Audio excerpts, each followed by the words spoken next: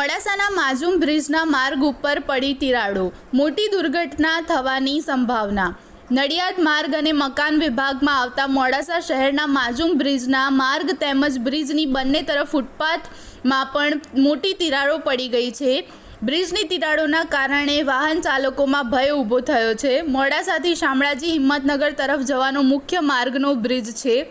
રોજના દિવસ રાત હજારો વાહનો અવન જવન કરે છે। કોઈ મોટી દુર્ઘટના સર્જાય તે પહેલાં તંત્ર તાકીદે આ બ્રિજનું તપાસ કરી મેન્ટેનન્સ કરાવવું જરૂરી બન્યું છે।